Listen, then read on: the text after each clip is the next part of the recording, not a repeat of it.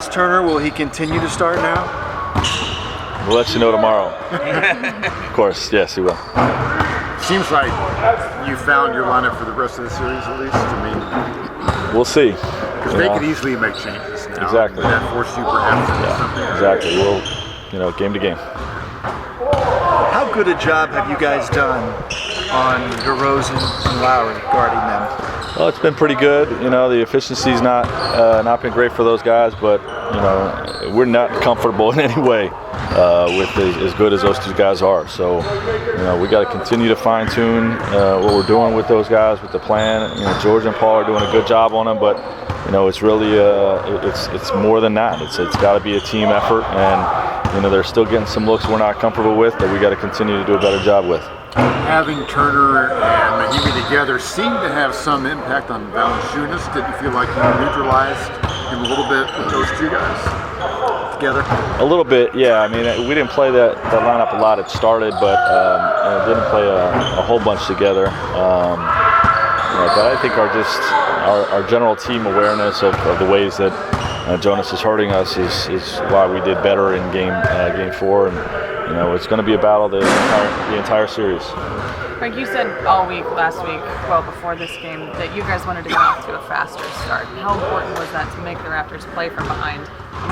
How important will that be moving forward?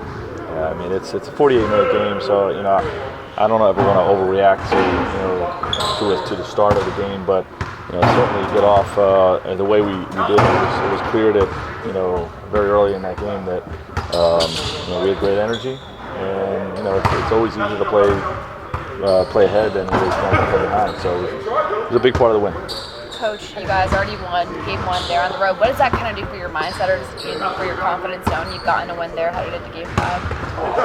It can help your confidence a little bit, but game 2 was a reminder of how good they are at home.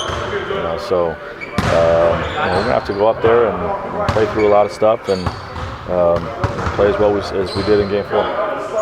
How do you explain a series that's even, and yet every game's essentially been a blowout?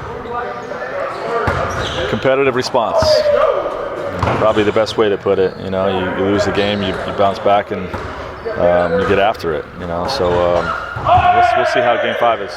Is it important in that regard that the team that sort of puts its will in the game early has been pretty successful?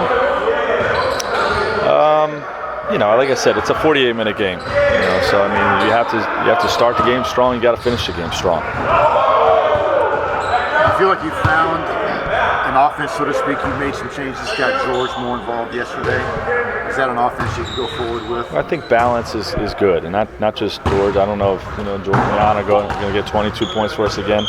But maybe maybe Mate and Rodney do, or Stuckey, or maybe CJ Miles gets hot, or Miles Turner. We just need balance. More importantly than just getting George involved.